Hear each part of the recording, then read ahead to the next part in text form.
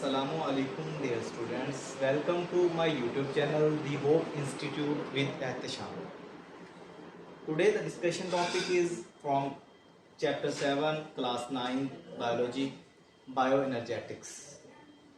Mechanism of light reaction. जैसा कि हमने प्रीवियस लेक्चर में पढ़ा कि फोटोसिंथेसिस दो फेजेस में कंप्लीट होती है। एक होता है लाइट रिएक्शन और दूसरा होता है डार्क रिएक्शन। और लास्ट टाइम हम ये भी पढ़ चुके हैं कि लाइट रिएक्शन के दौरान ATP और NADP पॉजिटिव और NADPH के मॉलिक्यूल बनते हैं।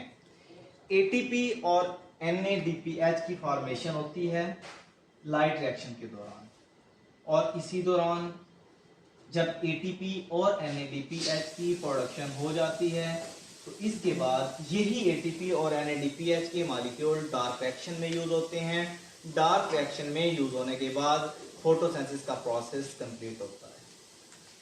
इस लाइट रिएक्शन को कंप्लीट डिटेल में देखते हैं। तो सबसे पहले हमें लाइट रिएक्शन कंप्लीट करने के लिए क्लोरोफिल मॉलिक्यूल की नीड होती है, और ये क्लोरोफिल मॉलिक्यूल एक नहीं, दो नहीं, तीन नहीं, जितने भी होते हैं इनकी अमाउंट अनकाउंटेबल होती है। यहाँ पर हम क्लोरोफिल के दो मॉलिक्यूल ड्रॉ करेंगे।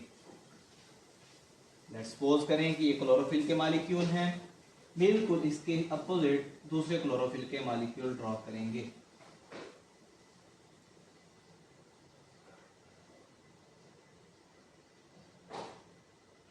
जैसा कि आपको मालूम है, क्योंकि फोटोसिंथेसिस सनलाइट की प्रेजेंस में होती है, जब सूरज की शुआएं क्लोरोफिल मॉलिक्यूल के ऊपर पड़ेंगी तो क्लोरोफिल मॉलिक्यूल, क्योंकि मॉलिक्यूल्स हैं, मॉलिक्यूल का सब यूनिट एटम्स होता है और एटम्स में इलेक्ट्रॉन मौजूद होते हैं। इट मीन्स टू से फोटो सिस्टम यानी क्लोरोफिल मॉलिक्यूल्स के अंदर इलेक्ट्रॉन मौजूद होंगे। जैसे ही सनलाइट क्लोरोफिल मॉलिक्यूल से टकराएगी, टकराने के बाद यहां से दो इलेक्ट्रॉन, क्लोरोफिल मॉलिक्यूल का एनर्जी लेवल इंक्रीज हो जाएगा। एनर्जी लेवल इंक्रीज होने की वजह से यहां से दो इलेक्ट्रॉन एक्साइट आउट कर जाएंगे, बाहर निकल जाएंगे, और यहां से इलेक्ट्रॉन गुजरने के बाद एक और चेन के अंदर से पास आउट करेंगे, जिसको कहते हैं इलेक्ट्रॉन ट्रांसपोर्ट चेन। यहां पर मौजूद है इलेक्ट्रॉन ट्रांसपोर्ट चेन। और साथ ही माइंड में रखें कि जब फोटोसिंथेसिस होती है तो वाटर का मॉलिक्यूल भी हिस्सा लेता है, और हम यहाँ पे फोटोलाइसिस करवाएंगे। Photolysis mean breakdown of water. जब H2O का मॉलिक्यूल टूटेगा, टूटने के दौरान H2 और O बने, लेकिन O को जनरली हम O2 की फॉर्म में लिखते हैं, तो इसलिए हमें साथ 1/2 भी लगाना पड़ेगा बैलेंसिंग के लिए, क्योंकि जब H2O का मॉलिक्यूल टूटता है तो H2 और O में कन्वर्ट होता है, और जब H2 और O में कन्वर्ट होगा, O अकेला हम नहीं लिख सकते ऑक्सीजन, क्योंकि O2 की फॉर्म में हमने लिखना है। जब O2 की फॉर्म में लिखेंगे तो साथ 1/2 हमें ऐड करना पड़ेगा। अब यहाँ पर दो इलेक्ट्रॉन की कमी हो गई।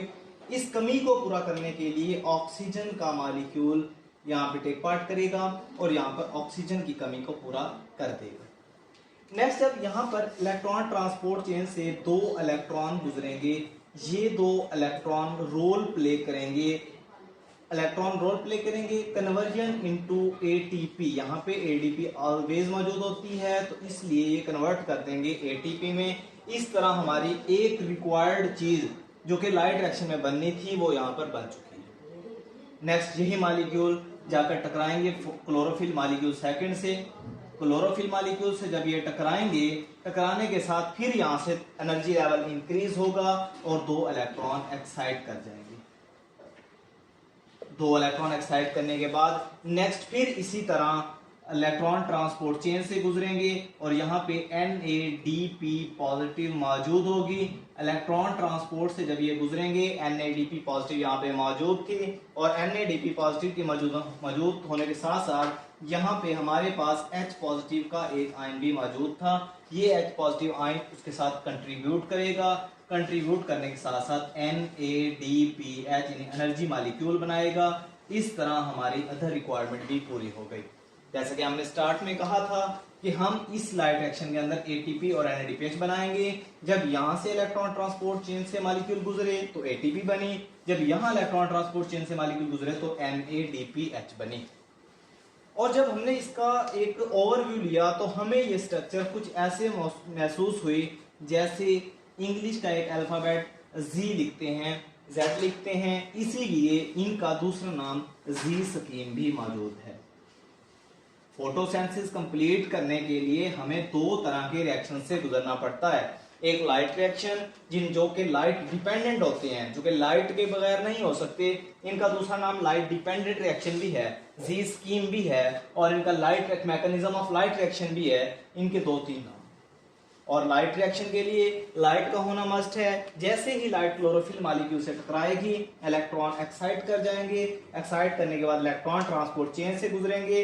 जब इलेक्ट्रॉन ट्रांसपोर्ट चेन से गुजरेंगे तो एडीपी को कन्वर्ट करेंगे एटीपी मॉलिक्यूल के अंदर।